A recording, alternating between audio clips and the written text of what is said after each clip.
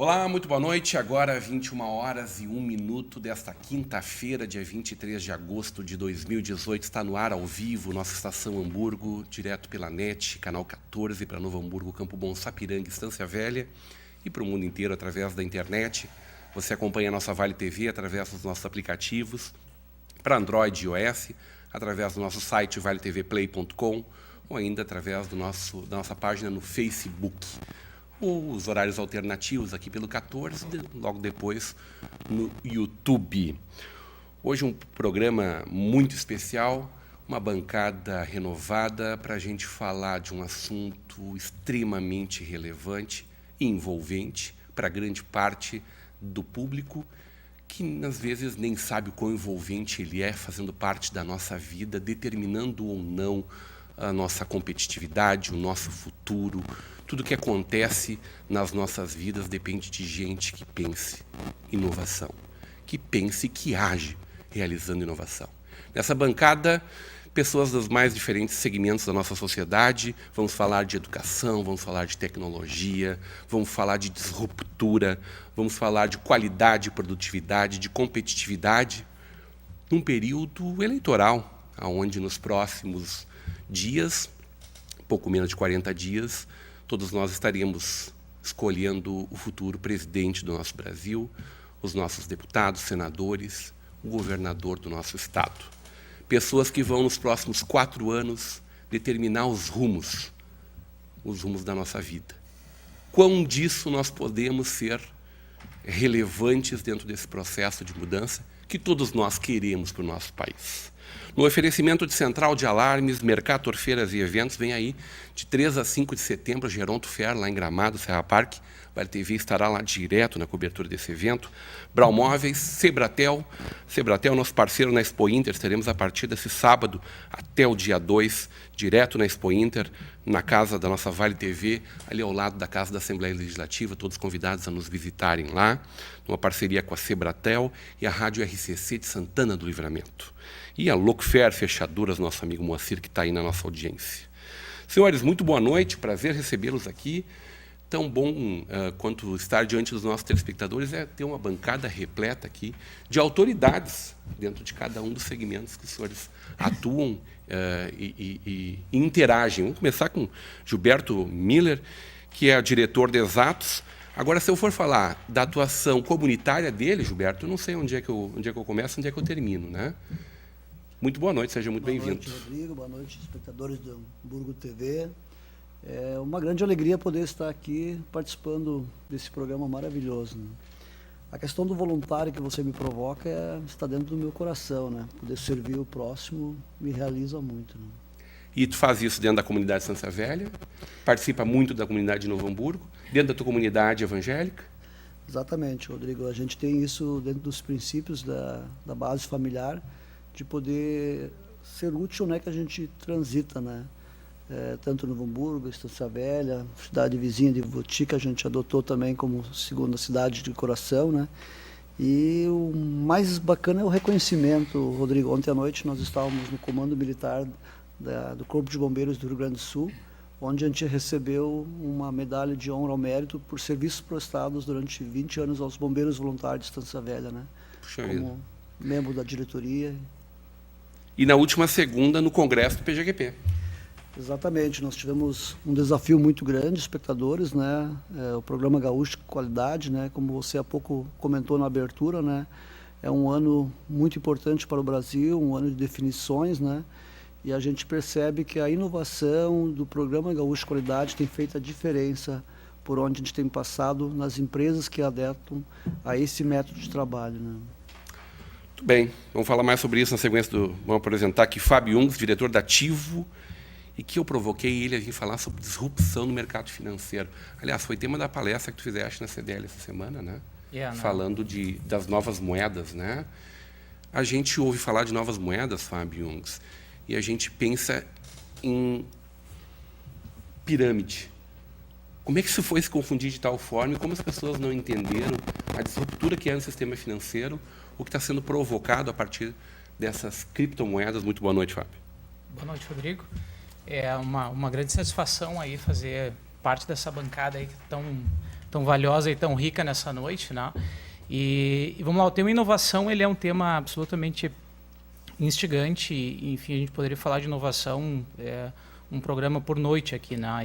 E esse aspecto da inovação do setor financeiro, a gente está vivendo uma década de transformações disruptivas, né? A gente está num momento de transformação digital, de transformação dos negócios, né? De todos os tipos, de todas as esferas, de todas as dimensões, né? E a indústria financeira é uma delas, né? Uma delas que vem passando por um processo de transformação muito disruptivo, especialmente em função aí da adoção cada vez mais rápida aí de tecnologias que estão realmente provocando transformações profundas nesse setor, né? E recentemente a gente vem passando por esse processo aí de conhecer um pouco desse espectro, né, das criptomoedas, né, de blockchain, e de fato a tecnologia de blockchain é que tem promovido. Essa é a disrupção. Essa é a disrupção. O que é blockchain, Fábio? A criptomoeda é um primeiro subproduto, né, do que essa tecnologia de blockchain está permitindo nessa transformação, né? É mais ou menos como a gente comparar o e-mail em relação à internet na década de 90. Né? O e-mail foi apenas o primeiro produto, ou o primeiro uso efetivo que a gente fez de uma revolução tecnológica que foi a internet. Né? E agora é blockchain que promete, então, simplificar as transações, né? Deixar as transações mais seguras, mais rápidas, mais instantâneas, né? Simplificar todo o processo, que é bastante burocrático hoje. O próprio sistema financeiro, no momento que tenta fazer transações entre bancos ou entre nações, e aí vem essa tecnologia provocar uma disrupção nesse mercado, né? Então, acho que esse é o grande ponto, né? Blockchain, que é a grande sacada do momento aí, que tem feito essa provocação tão grande, não só no setor financeiro. Eu diria que em vários setores, ou em quase todos os setores, a blockchain tem uma promessa de transformação disruptiva, né? Muito bem, receber Luiz Maldania, diretor executivo Tecnocinos. Tecnocinos, para quem não conhece, Luiz Maldania, muito boa noite. Boa noite. É o que mesmo? Boa noite, Rodrigo. Quantas empresinhas tem lá dentro?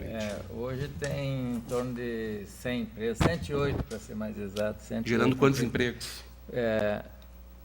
A conta que a gente tem, o número que a gente usa oficialmente ainda é o de 2016, em torno de 5 mil empregos, mas a gente já tem uma pesquisa em andamento e deve, acho que, passar de 6 mil empregos gerados por essas empresas. Né? Que são, né, Luiz, empregos limpos, né, com alto nível de capacitação, que geram dentro de uma economia local, para o mundo inteiro, geram efeitos para o mundo inteiro, né? Temos os maiores players, eu acho. Os softwares estão aqui.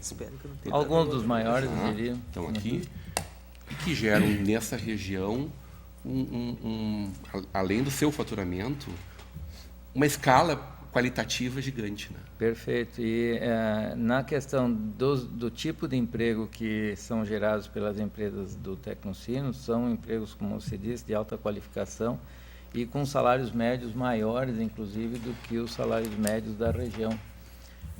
Para trabalhar lá no Tecnocinos, nas empresas do Tecnocinos, a pessoa precisa já ter um certo preparo nessa área de tecnologia.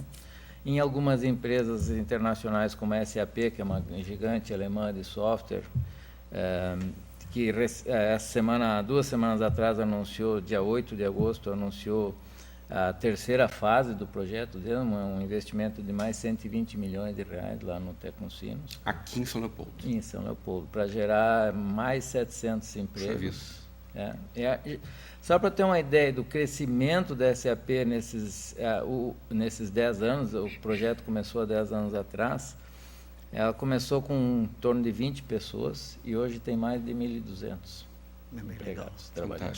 E todos com posições desse emprego que você acabou de mencionar, que é um emprego de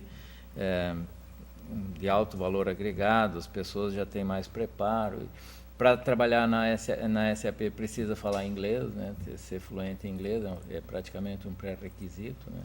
E isso eu tenho dito para a gurizada, vocês junto com o curso superior ou antes do curso superior, procurem aprender inglês, que o perfil do profissional do futuro vai ser esse que está nessa tecnologia de blockchain, de fintech, em outras áreas de tecnologia vai ter que falar inglês. Aí entra a educação, né? Sim, é um tema crucial para nós nessa área. Everton Augustin, muito boa noite, diretor do Instituto Ivoti. A gente continua fazendo educação como se fazia há 100 anos atrás, ou lá no Instituto Ivoti, em algumas escolas, a gente está conseguindo evoluir, Everton? Uma boa noite a todos que assistem à Vale TV. Rodrigo, obrigado por essa oportunidade. No Instituto Ivoti, a gente olha para os quase 110 anos de história da instituição para dizer que essa escola tem que continuar sempre se repensando. Se a gente pensa no mundo em que vivemos, em que velocidade é uma marca, a instantaneidade é a chave para muitas questões, nós temos que levar os nossos jovens a pensar o seu papel dentro desse mundo. Um mundo que exige um posicionamento muito adequado com relação àquilo que se diz de forma tão bonita, sustentabilidade da vida aqui dentro desse nosso planeta, dentro do nosso mundo. E, para isso, nós temos que fazer os jovens se desenvolverem com base em valores. E, quando a gente fala com base em valores, a gente pode dizer que a gente faz do mesmo jeito como se fazia. No entanto, o que eu faço com esses valores, como eu transformo esses valores, isso tem que ser de forma muito diferenciada. Tem que botar a criança a pensar, a criar soluções para os problemas que ela própria começa a identificar, ou que ela é instigada a identificar. Então, esse é um desafio para a nossa escola hoje em dia, para o nosso país.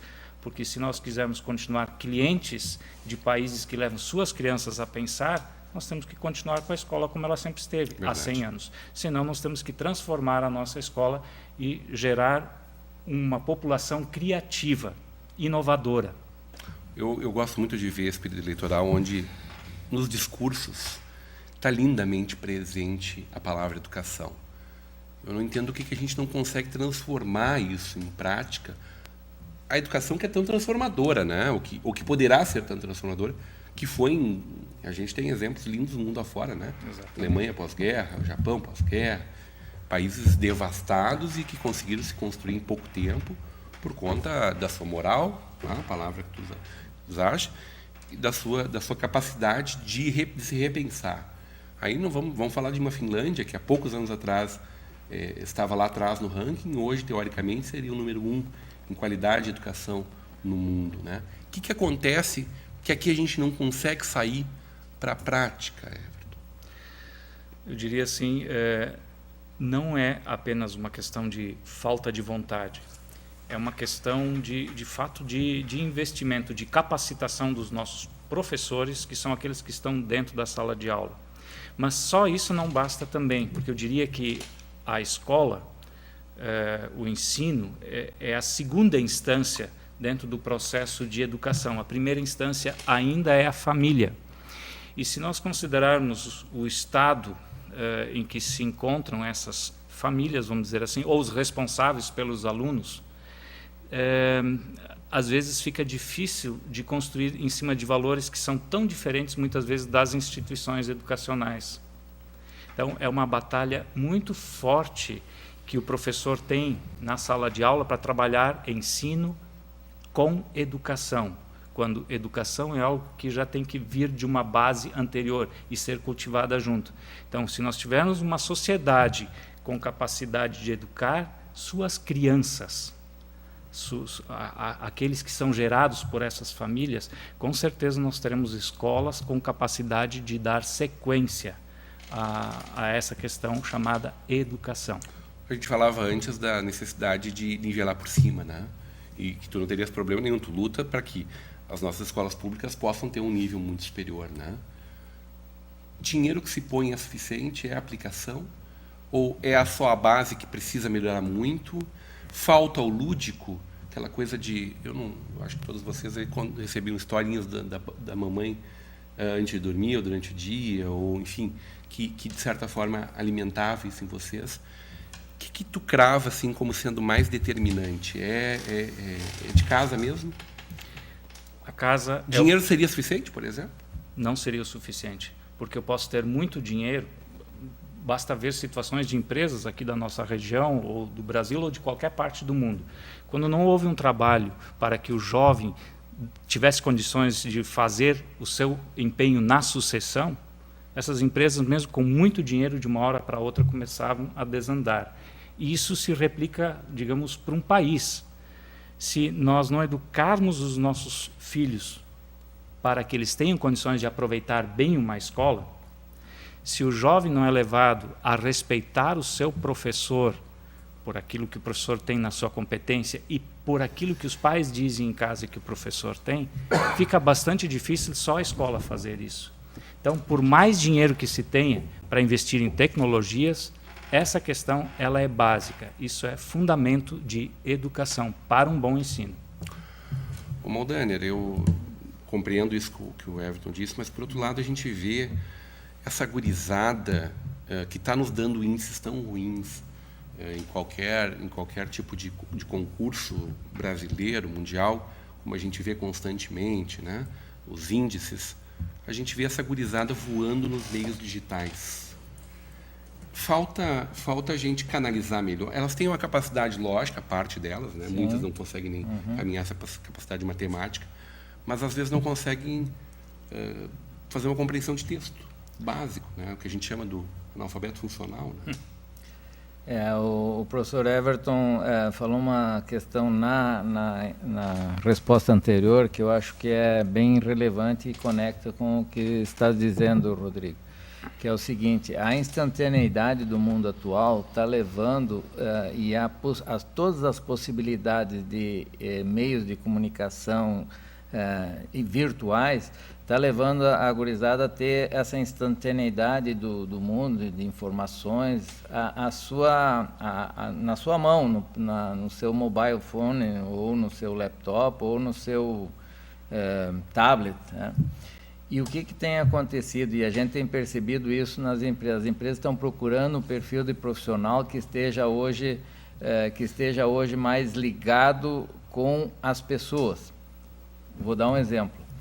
Inteligência emocional. Inteligência emocional e capacidade de socialização. Entender o outro, trabalhar em equipe, entender novas culturas diferentes, conviver com a diversidade. Isso é fundamental hoje em dia. Mas o que está acontecendo? A gurizada não conversa mais face to face, face a face, não conversa mais. Você não vê... É comum, Rodrigo, você vai num restaurante aqui no Hamburgo, ou qualquer outro lugar, tem 4 pessoas sentadas na mesa, as 4 estão com um celular na mão, algumas até rindo, mas rindo não de uma piada que o outro contou, está rindo de um vídeo que está vendo ali no momento, não tem interação mais pessoal. E a gurizada está nesse ritmo. E é por isso que o professor Everton, lá no Instituto Ivoti, tem tanta dificuldade, porque a gurizada, quando tem um assunto que o professor está falando que não interessa muito, não presta atenção. Perde a atenção porque não está mais dentro do universo. Então, a educação, professor, mudou significativamente. Eu dou aula na Unicinos também e eu percebo isso. Se o assunto que a gente está desenvolvendo, a forma como a gente está falando, não atrai, não se consegue mais a atenção da gurizada. E aqueles princípios básicos que o senhor mencionou antes aí, a respeito de ética, princípios básicos, formação familiar, isso vai ser fundamental no futuro, porque com toda essa capacidade de mídia social, hoje tu derrubar o conceito de uma pessoa é instantâneo também. Você pode inventar um fake news de uma pessoa, dizer que a pessoa é assim, assim, assado, e de repente ela não é isso, mas ela não consegue mais repor o seu conceito anterior. O estrago está feito. Pessoa ou instituição, né? O estrago está feito. Instituição também. Então, a ética vai ser fundamental no futuro. Você precisa atuar com ética para não fazer isso, porque é possível você derrubar uma pessoa de uma hora para outra.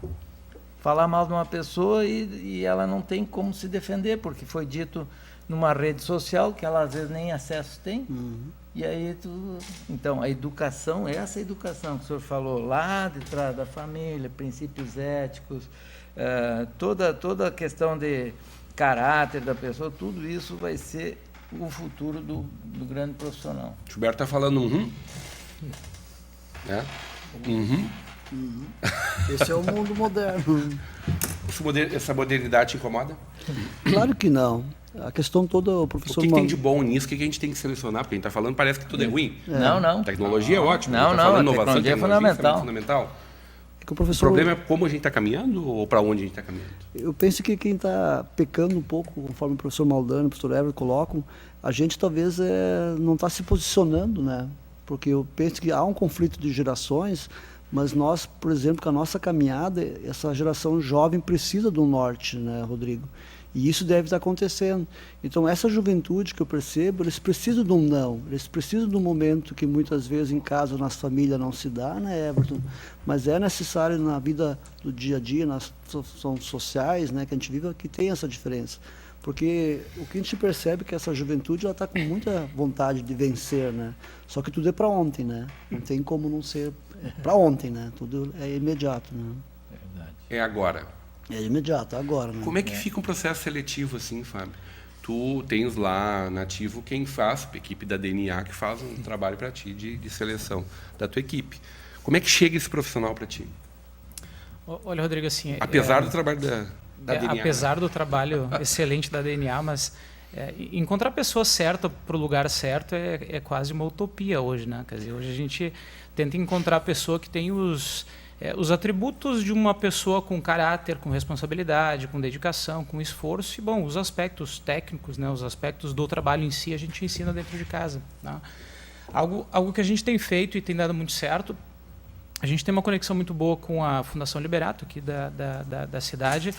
E esse é o segundo ano que a gente está rodando um processo de inovação dentro da fundação. Então a gente promove ou a gente propõe alguns problemas sociais ou problemas globais aí que precisam ser resolvidos e a gente ajuda, né, um grupo de alunos aí de 40, 50 alunos durante 60 dias a encontrar soluções ou a mapear ou a desenvolver soluções para resolver esses problemas, né, ou ideias para resolver esse problema. E durante esse processo a gente descobre, né, quem são as pessoas que efetivamente estão prontas para vir para trabalhar conosco no processo de estágio depois e, enfim, para seguir carreira conosco, né? Mas eu preciso dizer assim que eu acho que a gente está vivendo... Isso é inovação na veia, né? Isso é inovação. Isso a gente tem feito assim com bastante sucesso. E tem sido muito positivo, assim, a surpresa ela é quase que constante, assim, porque essa gurizada que está chegando, essa geração Z ou esses millennials, né, eles vêm de fato assim com uma velocidade de ação e de atuação e de desejo de fazer diferente muito grande, né? E saber trazer eles para o teu ambiente, fazer esse mix, né, entre um perfil mais estável, sim, mais tradicional e conseguir fazer essas gerações conversarem pensando em transformação digital, em inovação, em fazer com que as coisas sejam diferentes. Isso é genial, né? Isso é brilhante, né? E a gente está vivendo um momento assim social muito muito importante, porque assim a gente está num momento de transição, né? Alguns vão chamar isso de indústria 4.0, de sexta onda, mas de fato assim o mundo que a gente está construindo agora ele é diferente do mundo de 10 anos atrás, né? Ou de 15 anos atrás. E, na verdade, nós somos muito felizardos de podermos vivenciar esse momento, falando um pouco do lado corporativo, vamos dizer assim, do lado empresarial, de conseguir transformar as nossas empresas, né? As empresas que souberem fazer agora essa transformação digital serão as empresas que vão permanecer no mercado, né? E eu me solidarizo um pouco do lado acadêmico, do lado educacional, porque eu também sou professor, né? Então eu também estou em sala de aula, em pós-graduação, e eu criei uma disciplina em pós-graduação de transformação digital, justamente para criar essa provocação, né, em pessoas que já estão lá buscando uma pós-graduação, né? E é absolutamente interessante confrontar essas diferentes visões, né? Esse mindset mais tradicional de gerações, geração X como a minha, geração mais antiga, e dessa galera nova aí que está chegando no mercado, né? Acho que esse mix aí é brilhante. Como é que a Exatos faz inovação? Rodrigo, a nossa inovação ela parte de um norte muito importante, né? Porque eu entendo que por muitos anos a gente pensou que a inovação ela seria um fator fundamental de criar algo novo, né? E se esqueceu muito de ter uma melhoria no processo, né? Então, o que é nossa estrutura, nossos pilares, né? A gente diariamente, Rodrigo, tem buscado a inovação em fazer mais com menos, né? A gente tem que ter um mecanismo de entender das pessoas, que as pessoas estejam motivadas para buscar o diferente, né? Porque hoje mudou totalmente, né? O que o Fábio coloca aqui para nós é muito importante ser observado, né? Porque essa geração, essas oportunidades, ela passa de uma mudança cultural de nossa geração. Então, nós não se atendo a essa mudança, nós vamos ter sérios problemas em nossas empresas, né? O que o Gilberto está tentando passar para você, espectador? Vivemos um momento difícil, com certeza. Temos uma situação econômica mundial muito importante que está nos afetando. Mas ainda existe uma cultura nossa que ficamos muito sentados e só reclamando. É um momento muito importante de nós olharmos para dentro de nossas organizações e fazer essa inovação. Essa inovação ela pode começar no início, na recepção da sua empresa, até o final da entrega do produto. Quem estiver atento a isso, Rodrigo, vai ter um grande diferencial para os próximos anos, né? Inovação de processos é um dos tipos de inovação. Isso. Com certeza. Isso, Né? Perfeito. Sem dúvida. Saiu o gabarito aí. Exatamente, tirou 10 aí. Boa noite, Rodrigo. Bancada, educação e respeito vem muito de família. A família é a base de tudo, mais tarde ou cedo se comprova. Quem não respeita os mais velhos não vai respeitar nada, seja ele inteligente, coloca entre aspas o nosso amigo, ou não. Abraço a todos do Edu Bauerman, lá de Estância Velha. Tem a mensagem do Carlos Fonseca aqui também. Eu recupero na volta do intervalo. A gente vai para um breve intervalo e volta já já.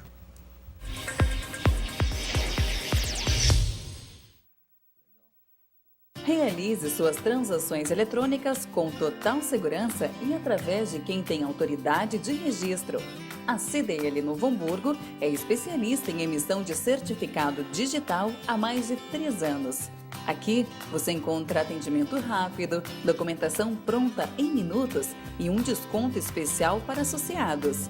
Para pessoas físicas e jurídicas, é mais credibilidade e agilidade na sua impressão digital virtual. Certificado digital é na CDL. Seriedade, responsabilidade e comprometimento refletem a alma da Campal, empresa cuja missão é proteger e orientar seus clientes ao crescimento e prosperidade através dos serviços contábeis, consultoria especializada e assessoria jurídica. Nossa estrutura física e tecnológica tem investimento constante para assegurar o melhor para nossa equipe e nossos clientes. São 30 anos no mercado, havendo conquistado nome e crédito de muito respeito e idoneidade. Somos o seu parceiro para o crescimento sólido. Campal.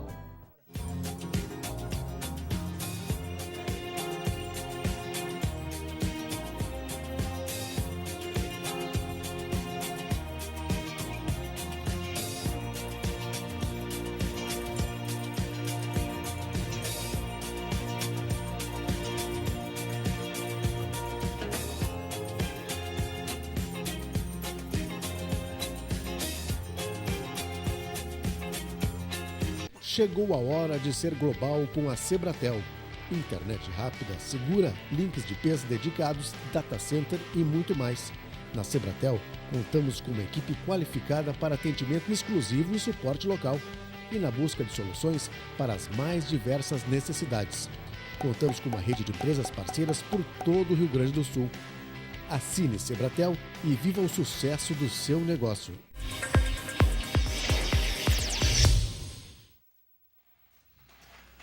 Estamos de volta, eu estava discutindo com o Everton aqui, nós vamos tirar nossa diferença lá fora, e aí a gente lembrou que não tem mais lá fora, né, Everton? Não tem mais lá fora, O programa tudo não vídeo termina quando monitorado. acaba, muito menos quando vai para o intervalo. Intervalo aqui quente. Pode falar sobre Eu digo isso. tudo vídeo monitorado, ou pelas próprias instituições, ou pelas mães helicóptero, que tem um celular onde você já manda a imagem direto, com razão ou sem razão, com contexto ou sem contexto. Meu filho não mente e não erra. Então, isso é uma questão que a gente tem que trabalhar na educação hoje em dia, né? Também entra a ética aí, né? Mas puramente a ética, o comportamento, o respeito. Então, tem uma questão que eu gostaria assim de levantar. Nós Instituto Ivoti como formador de professores, que somos principalmente no nível superior,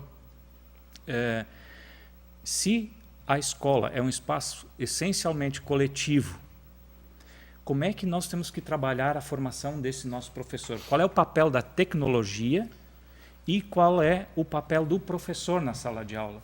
Como eu posso fazer educação com toda a tecnologia que está ao meu dispor e não apesar da tecnologia? Então, essa é uma visão que a gente tem que trazer para dentro das escolas, das instituições de ensino hoje. Como aproveitar esse potencial que a tecnologia nos permite. Que é uma disruptura. Que é uma disruptura, O exatamente. Giz morreu, né? Talvez alguns esqueceram de enterrar ele, mas ele morreu. Sim, né? mas a internet e a câmera, ela também não vai mudar se eu não fizer um processo de responsabilização do nosso aluno. Tornar o aluno autor, criador de situações que vão trazer melhorias para uma realidade. Então, esse é o papel que eu tenho que dar. Eu posso exemplificar isso. Eu dei uma tarefa na minha cabeça de professor formado no final dos anos 80 do século passado. Eu dei uma tarefa para eles que eles deveriam me entregar um texto até um determinado período. E eu divido essa disciplina com um outro colega. Isso também já é uma inovação, a gente dividir uma disciplina, conduzir a dois uma disciplina.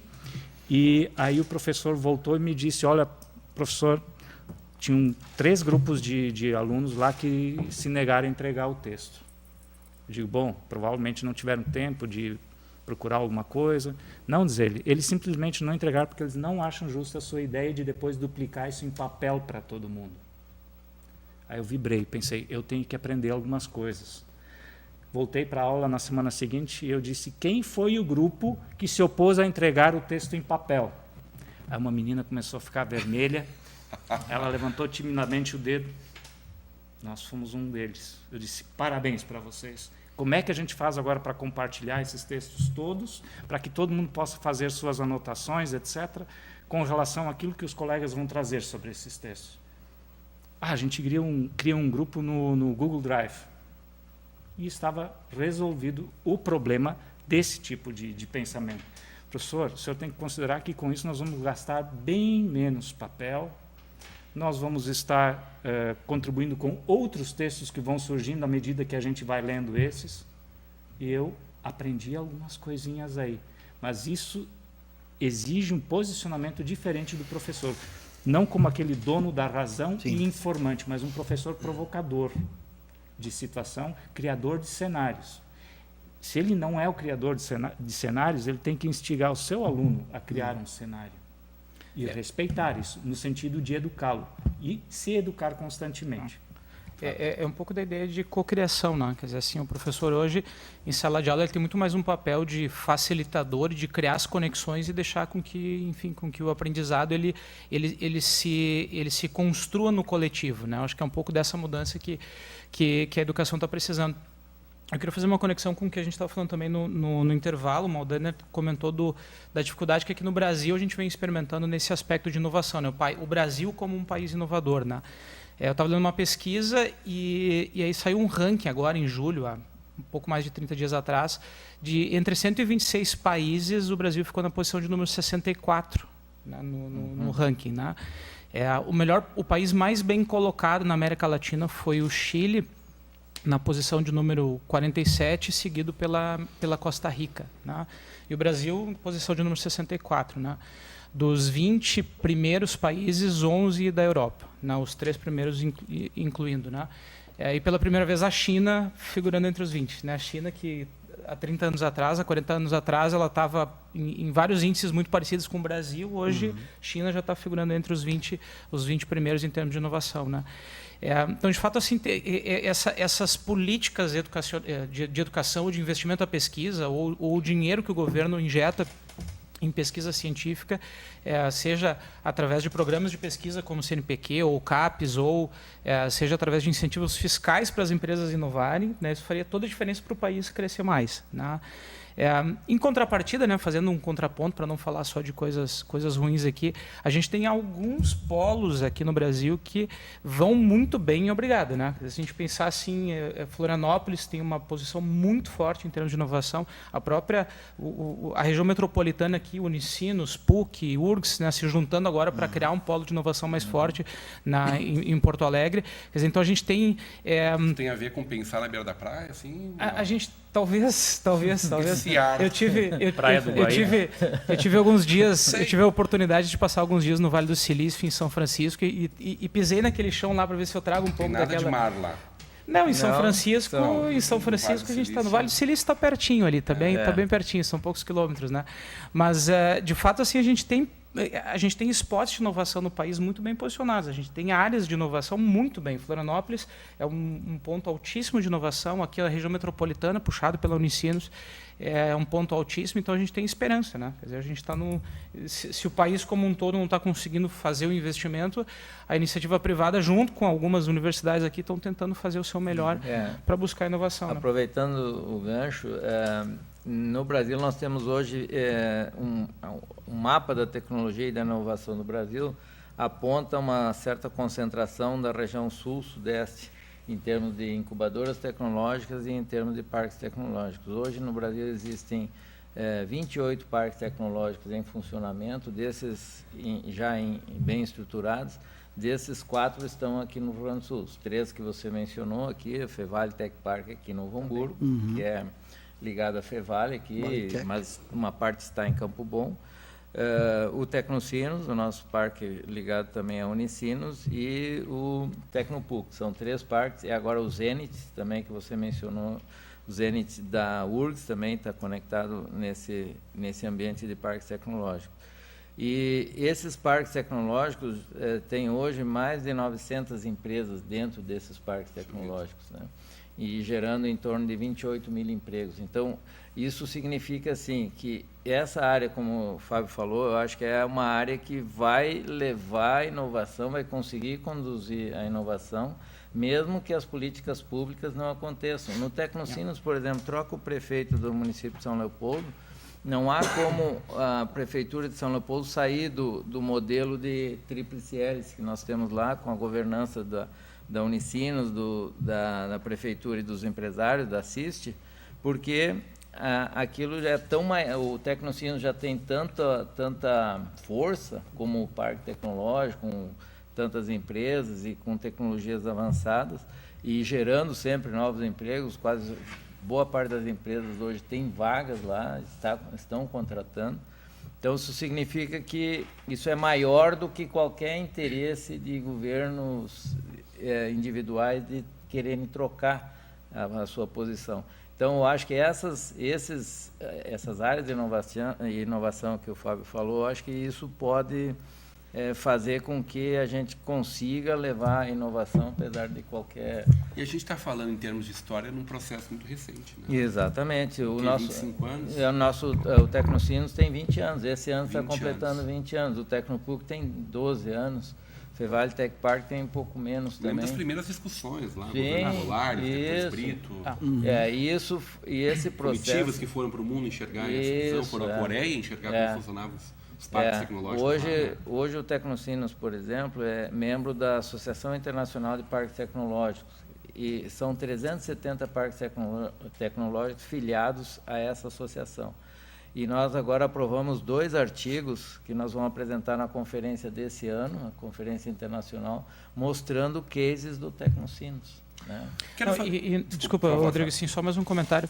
E a gente fala de parque tecnológico, da quantidade de empresas que tem lá, mas a gente não pode esquecer da quantidade de startups que estão dentro desses parques, seja no da Unicinos ou no da Fevale.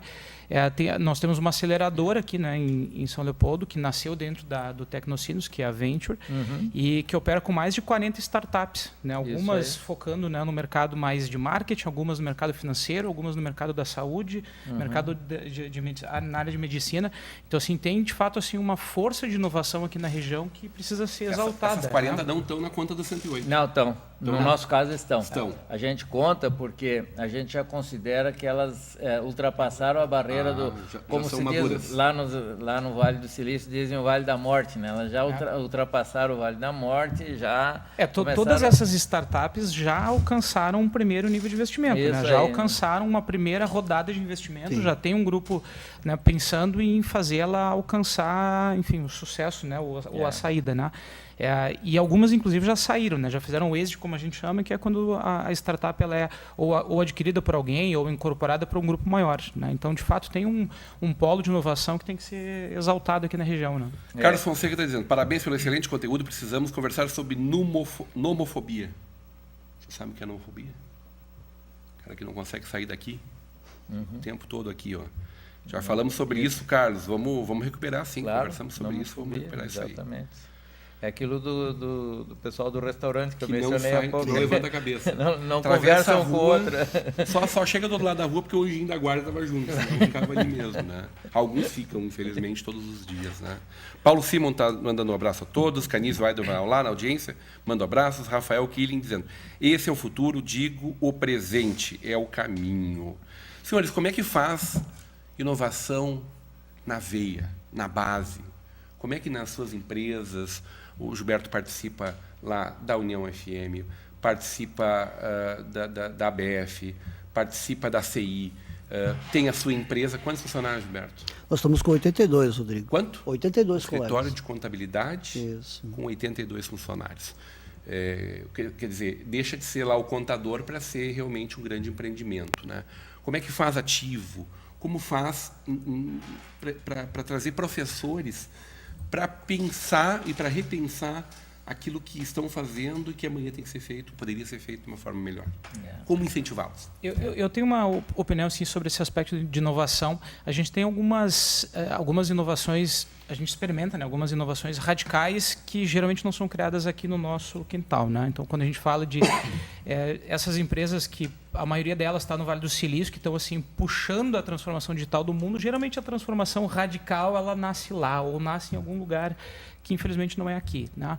Aqui a gente experimenta mais uma inovação mais incremental, né? Uma inovação que dia após dia a gente tenta fazer um processo, uma rotina, melhorar o atendimento ao cliente ou mudar o modelo de negócio, né? Então, em vez de vendendo determinado produto, ofertar esse mesmo produto na forma de serviço, quer dizer, repensar um pouco o modelo de negócio. Isso é o que eu digo dentro da nossa empresa e para os nossos clientes, né? Assim, a gente não precisa ou a gente não deve esperar o dia que a lâmpada acende e a gente cria a inovação disruptiva que vai mudar a nossa vida, mas que a gente deve todo dia fazer algo diferente, melhor do que a gente faz que fez no dia anterior, né? E assim a gente vai inovando constantemente. Eu acho que essa é uma fórmula assim, de construir inovação nas nossas empresas, né? Eu já... Desculpa, madame, por favor. Fale, eu tenho provocação, Rodrigo e queridos espectadores, nas pessoas, né? Como nós falamos há pouco no intervalo, né? A gente mudou muito, né? Mas eu penso assim que dando oportunidade para as pessoas, fazendo elas pensarem, sair um pouco daqui a pouco nós estávamos conversando, do uso excessivo do celular, fazer eles praticar, tem dado grandes diferenças, né? Alguns exemplos bem práticos, né? Nós temos a cada semana um setor se reúne com o seu líder para discutir melhorias, as pessoas, deixá-las felizes, né? As pessoas felizes trabalham melhor, elas produzem melhor.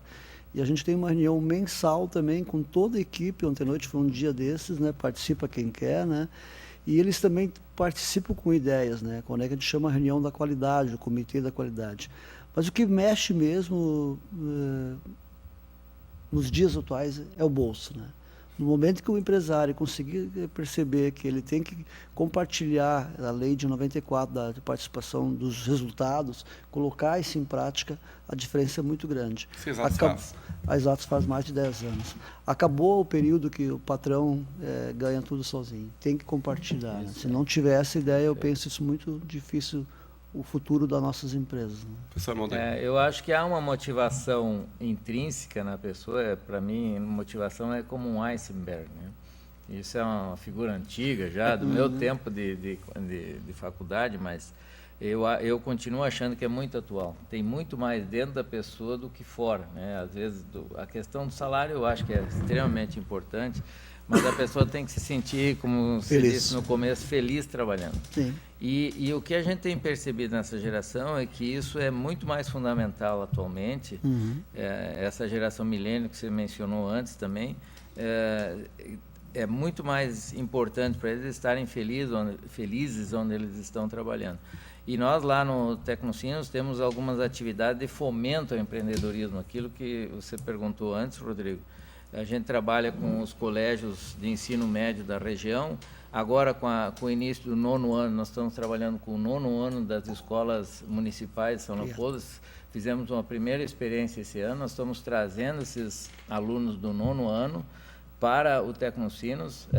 Fizemos uma experiência agora de um programa com 98 alunos das escolas, mas de zonas bem conflagradas em São Leopoldo. E eles passaram um dia conosco lá fazendo workshops de robótica, workshop de planejamento, aprendendo a fazer um plano de negócio, como é que funciona uma empresa, visitam empresas e tem palestras também com professores do eixo do empreendedorismo plantando aquela sementinha de empreendedorismo, dizendo, tem um caminho aqui que é diferente, por exemplo, de necessariamente você ser funcionário de uma empresa. Tem um outro caminho aqui que pode ser esse caminho da aventura, da possibilidade de criar seu próprio negócio e pensar em solucionar problemas da sociedade através de uma criação de uma startup, por exemplo. Isso é desenvolvido pela Tecnocinos? Tecnocinos, e nós não cobramos nada disso, nós não temos... Não ganhamos, tem benefício fiscal aí? E não temos nenhuma remuneração por isso. E nós só como se fosse um problema se tivesse benefício fiscal, né? Mas veja bem... A gente já explica, porque às vezes o pessoal diz, mas... Não, está ganhando, ganhando o que com isso, né? Não tem, o Instituto Ivoti também tem convênio conosco, leva suas turmas lá, eles têm... O Instituto Ivoti tem um convênio com o colégio em Córdoba, esses alunos de Córdoba também vêm lá no Tecnocinos. E nós temos, só para ter uma ideia, passam por ano das escolas de ensino médio da região, são mais de 30 escolas que tem, inclusive o Liberato também, vem conosco lá, e nós temos, por ano, passam mais de 1.000 alunos das escolas da região e mais de 1.000 alunos da graduação da Unicinos também passam lá no Tecnocinos, para a gente fomentar esse eixo do empreendedorismo, essa ideia de empreendedorismo, e ajudar. Em alguns casos nós temos o prêmio Roser, que vai ser agora na Semana Global do Empreendedorismo, que vai ser em novembro. A gente incentiva a criação de ideias e transformação dessas ideias em planos de negócio, para ver se esses alunos, tanto da Unicinos quanto os alunos de fora da comunidade, comecem a pensar em criação de uma startup. E o prêmio é justamente a incubação gratuita. Incubar a sua pequena startup gratuitamente conosco lá. O prêmio desse é a forma que a gente encontra de trabalhar esse empreendedorismo, criar caminhos para que essa gurizada comece a pensar que há outras possibilidades. E as coisas não estão perdidas, né? Tem que buscar seu caminho. Uma mente que se abre para uma nova ideia, como é que é, professor? Eu ia justamente... Nunca mais volta. Não volta ao mesmo tamanho, né? Atribuída a Einstein, se não me engano, isso, né? A internet diz que sim, não exatamente. Se é verdade, né? Fico com tem uma tanta fake news, notícia na talvez. internet. Eu queria justamente aproveitar aquilo que o senhor Maldaner colocou agora, de dar a oportunidade ao jovem. No momento que ele tem a oportunidade, pode ter certeza que ele aproveita essa oportunidade. Sim.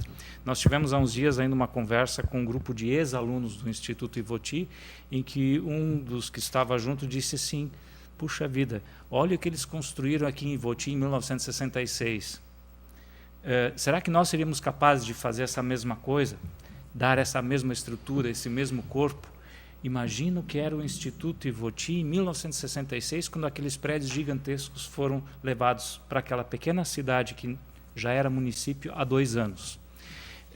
Por que não nos ensinaram a fazer isso? Esse é um desafio. Eu acho que trabalhar a sucessão desses que vêm ocupar o que nós fazemos hoje, de um outro jeito, talvez um jeito bem melhor, eles têm que ser desafiados a fazer isso. E quantos jovens não têm a oportunidade se não surgem iniciativas privadas como essa da Tecnosinos, junto com as empresas que compõem a Tecnosinos, mobilizam esses jovens. Eu cito outras empresas, como o próprio Sicredi, que mobiliza tanto essa questão de educação financeira, cooperação, né? Cooperar. E nós temos 2 bons projetos junto com o Sicredi. Um deles é o Rompendo Muros, em que nós buscamos jovens da rede pública para que possam desenvolver trabalhos dentro da área de robótica dentro da nossa escola, para que eles joguem xadrez, para que eles façam música.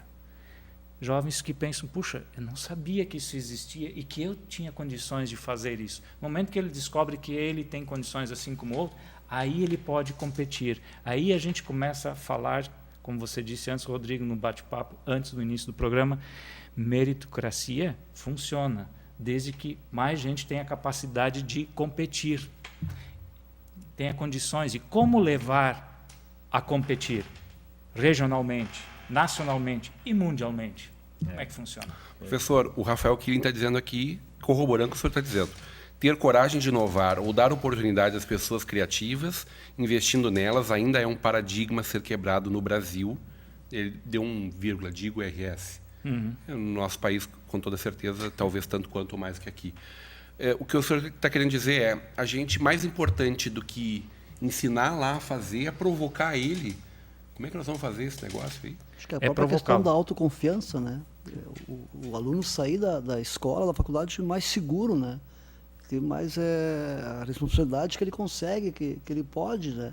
Que eu entendo assim muito claro que as nossas organizações ou nas próprias entidades, né, que é o trabalho voluntário, quando tu tem um líder que está seguro, ninguém segura ele. E ele confia no projeto, ele consegue, né? É muito bacana isso. E leva outras pessoas a confiarem também. Exatamente. E se empenharem para que as coisas aconteçam. Como você disse que na sua empresa o funcionário tem um papel de cogerir essa empresa.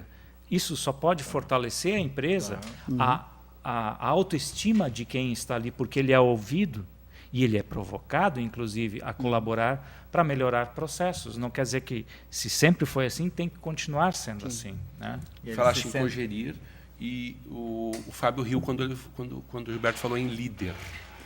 Falta liderança? Não, na realidade, eu acho que eu gosto muito dessa ideia também. Eu estou lembrando que lá na empresa, geralmente, quando o pessoal chega para me perguntar alguma coisa, eu devolvo a pergunta e digo, o que tu faria se tu fosse, né, uma pessoa decidida? Eu disse, eu faria isso.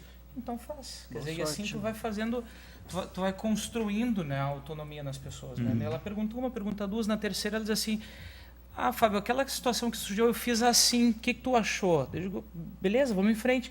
Não precisa ser do nosso jeito, né, do jeito do gestor. Né? Mas óbvio que tem que ter esse propósito, tem que ter esse alinhamento com o caminho que a empresa está seguindo. Né? Professor? É muito louvável o que o Gilberto mencionou, porque se tem alguma coisa tradicional, é uma empresa de contabilidade, né? A tradição, é débito, crédito... Guarda-livro. É o antigo guarda-livro. Desculpa, tá, Gilberto. Tem débito, alguns que ainda são guarda-livro. Exatamente. Débito, crédito, partida dobrada, existe isso ainda, né? No tempo que eu estudei no 25 de julho aqui, era assim, né? Partida dobrada.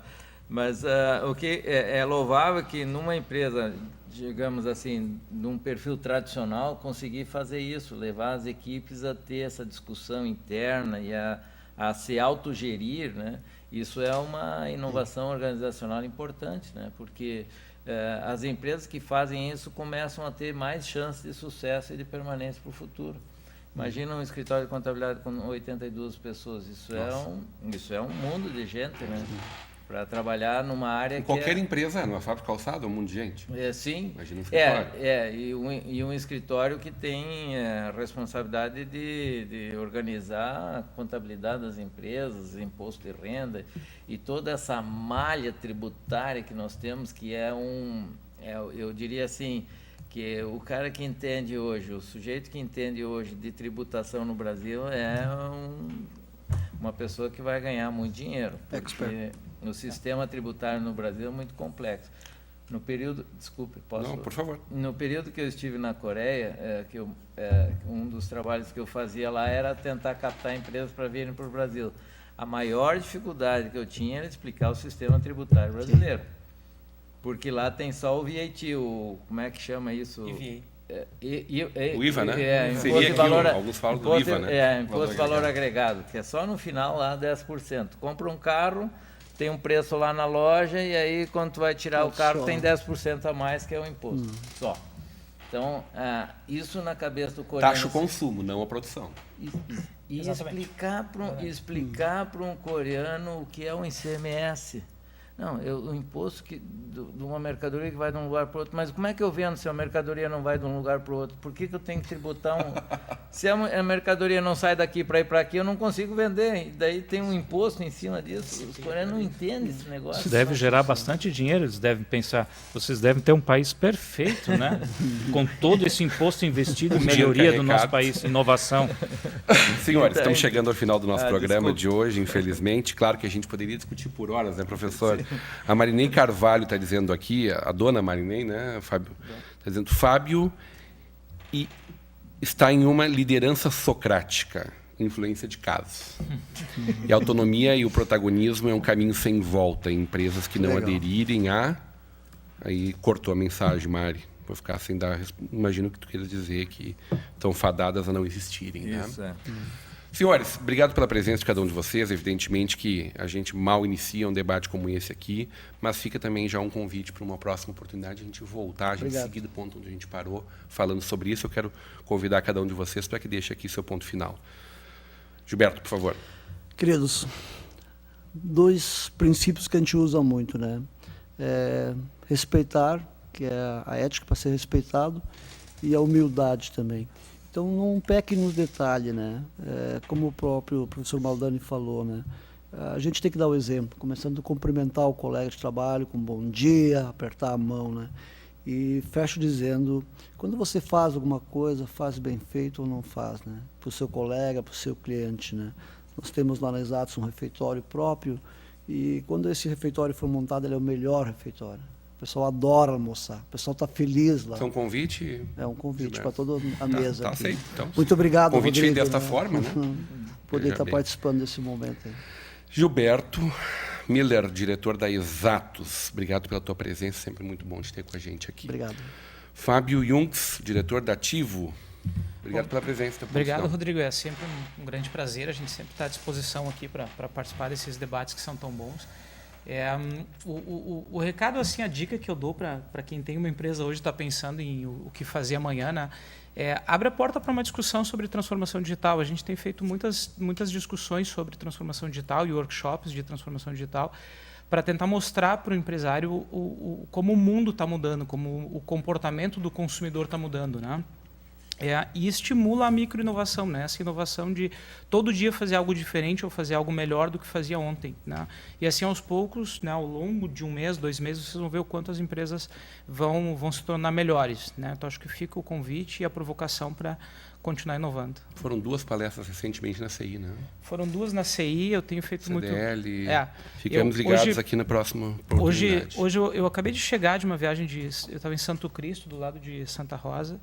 É um cliente que, enfim, abriu as portas para a gente fazer um workshop de transformação digital. Tinha um pouco mais de 10 gestores na sala. Então, assim, eu tenho feito isso com um prazer. Assim, acho que isso ajuda a falar de inovação e a falar da transformação que a gente precisa fazer. Muito bem. Professor Luiz Maldaner, diretor executivo Tecnocinos, obrigado pela estreando aqui na Estação Hamburgo. Já tinha participado da nossa Vale TV através de uma entrevista com a Beth Hans, né? Em breve eu vou estar trazendo o senhor para uma conversa de peso aqui comigo. Obrigado pela presença, suas considerações. Não sei por que o nome é Conversa de Peso do programa. Parei. Mera coincidência. Suas considerações finais. Só meras coincidências. Obrigado, Rodrigo, pelo convite. Só queria dizer que Santo Cristo tem uma coisa mais importante, que ela é perto de Cerro Largo, que é minha terra natal. Que é minha terra natal. Né? Só pé vermelho. Eu gostaria de deixar um recado final que eu acho importante falar sobre inovação. Um país que não inova tende à primarização e à concentração de renda. Um país que só exporta commodities ou só trabalha com commodities vai concentrar a renda cada vez mais e o povo vai ficar cada vez mais com mais dificuldade. Então, inovação é o caminho do desenvolvimento, inovação é o caminho para também ampliar a distribuição de renda nesse país. Muito obrigado, Rodrigo, por essa grande oportunidade. Professor. Rafael está dizendo aqui embaixo, parabéns pelo programa, é isso aí mesmo. Everton Agostinho, diretor do Instituto Ivoti, sempre muito bom ter a tua presença conosco. Obrigado pelo carinho sempre. Teu ponto final. Obrigado, Rodrigo, pela oportunidade aqui na Vale TV. Eu vejo que em tudo isso que foi dito, o papel de ensino, que é o da escola junto com a educação, tem muito a colaborar para que as pessoas, as crianças, os jovens se descubram e saibam que eles podem fazer a diferença para a própria vida deles e para a vida em coletividade dentro desse nosso mundo. De vez em quando deixar o celular um pouco de lado e conversar com quem está aí, apertar a mão e dizer bom dia, boa tarde, como disse o Gilberto, que acontece na sua empresa. Eu acho que isso é fundamental e que o professor tenha cada vez mais a capacidade de levar esse jovem a se descobrir e descobrir qual é o papel dele nesse mundo. Tem gente que fica sem bateria no telefone e descobre gente estranha em casa, né? Estranho isso, né? Você é meu pai? Não. Quem é que queria falar de internacional aqui hoje? Ninguém. Eu quero. Eu também. Não, olha só que pauta boa, professor. Um produtivo, uma coisa gostosa. Parabéns aos colorados que chegaram ali pertinho do São Paulo. E eu já fechei a parada. Deixa o Grêmio ser bicampeão do mundo e eu deixo vocês tranquilos. Inteligência dos participantes, está dizendo aqui o Killing. Senhores, no oferecimento de Central de Alarmes, Mercator Feiras e Eventos, Braumóveis, Sebratel, Locfer Fechaduras, nós ficamos por aqui, chamando sempre a atenção para a campanha do voto consciente, que ontem o presidente da OAB trouxe aqui para a gente, trouxe essa discussão e a gente vai voltar a falar várias vezes nos próximos dias. Ficamos por aqui, voltamos amanhã, a partir das 21 horas. Obrigado pelo carinho da sua audiência. Até lá.